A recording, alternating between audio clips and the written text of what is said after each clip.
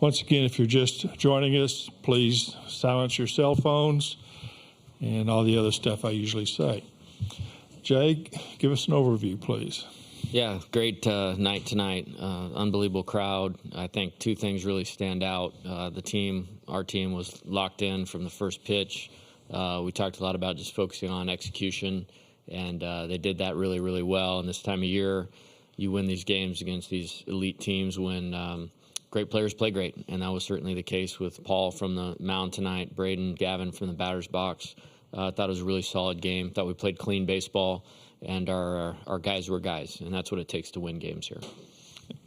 Okay, open it up now for questions for the student athletes.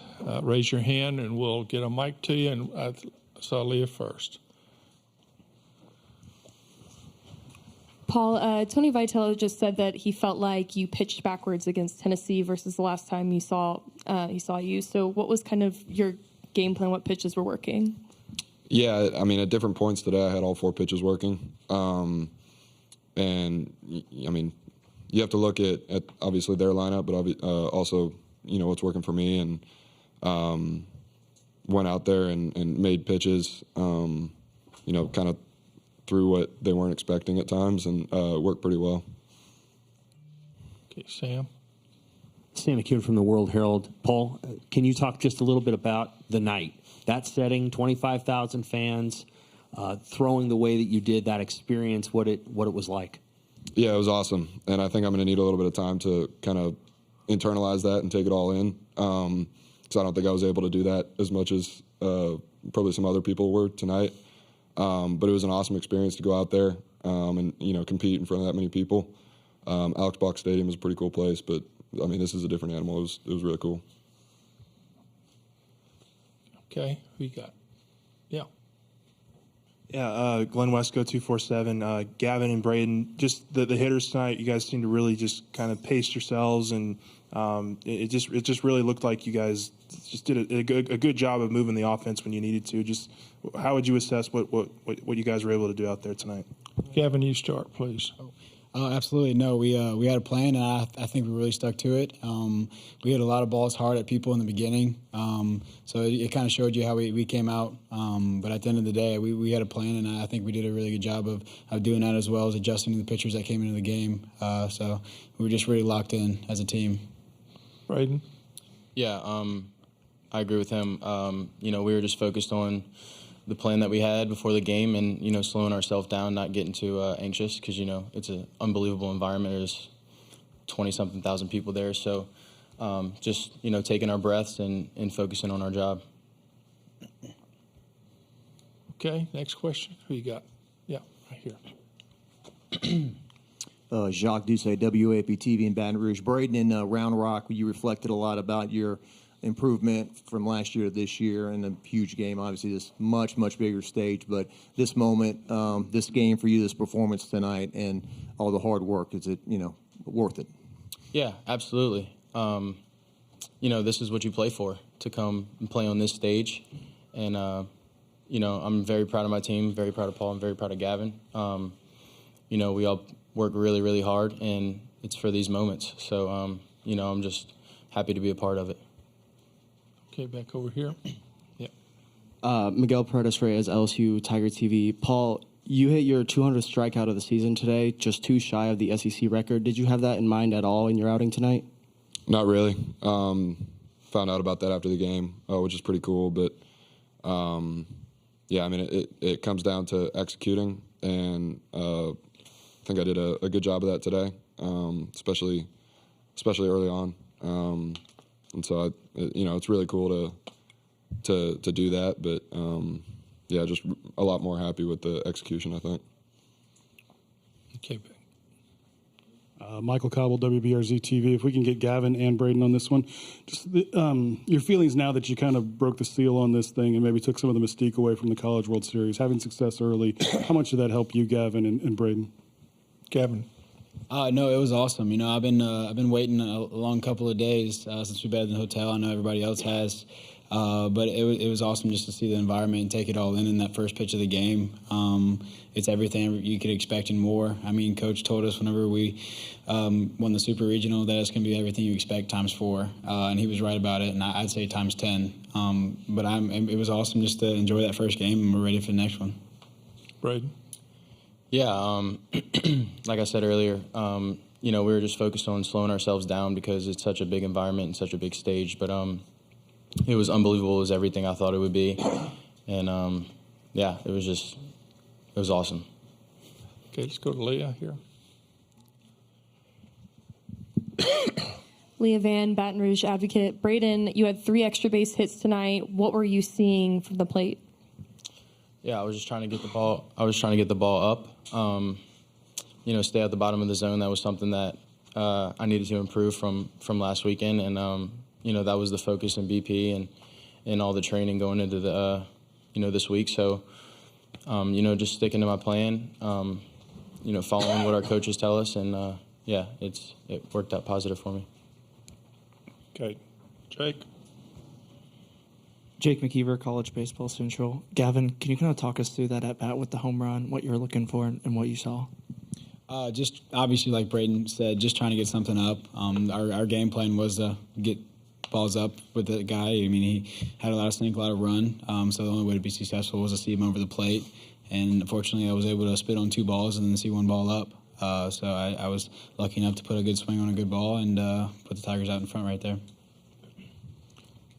Back over here. Let's see. Grant Sasher in the Valley Shook. For a lot of you guys, this is your first time playing in front of 20,000 fans in Omaha. How do you guys handle the nerves? This is a question for all you guys. Paul, you start. This is something that we've looked forward to all year. I mean, this is why I came to LSU.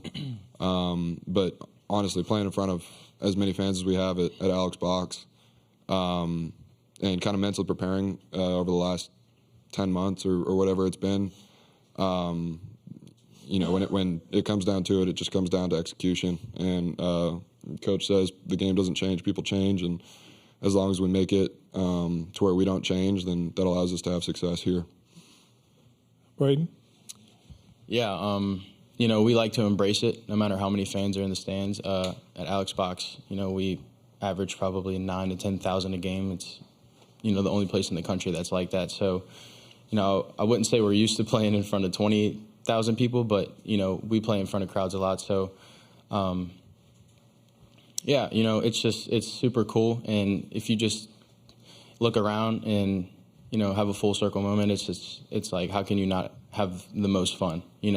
It's just go out there, have fun, and embrace the opportunity that we're given. Absolutely. No, to go along with that, I would say we play 56 games in the regular season, and we play 56 playoff games in our mind.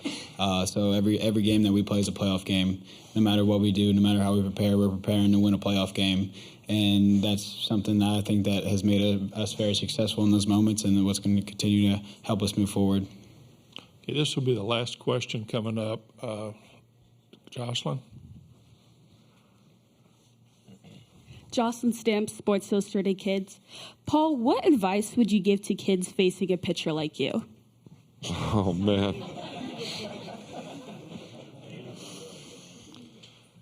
Be ready for the fastball. I don't know what else to say. That's pretty much it. That's all you can do. You throw fastballs, yeah. Okay, men, thank you. You're excused, and then we'll start here in a second. Thank you. Questions for Coach Johnson.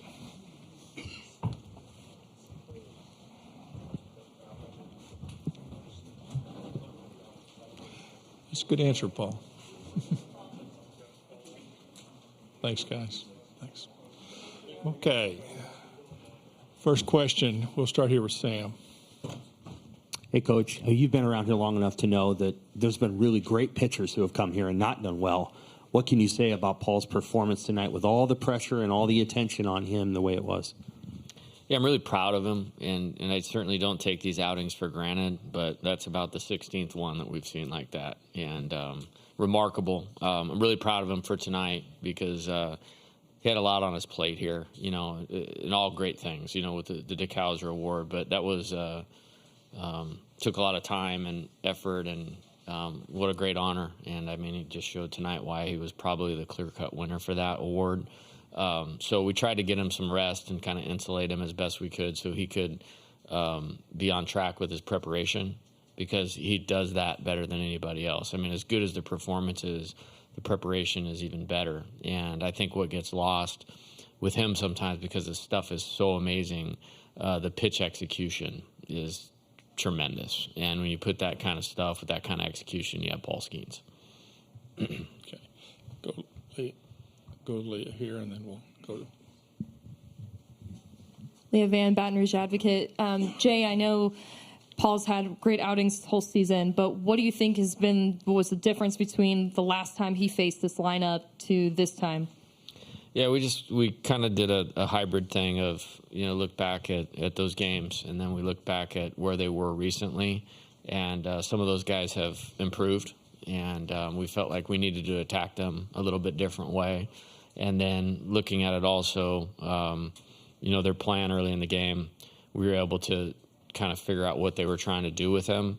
And then Wes did a nice job of calling pitches, and then Big Man took care of the rest as far as execution.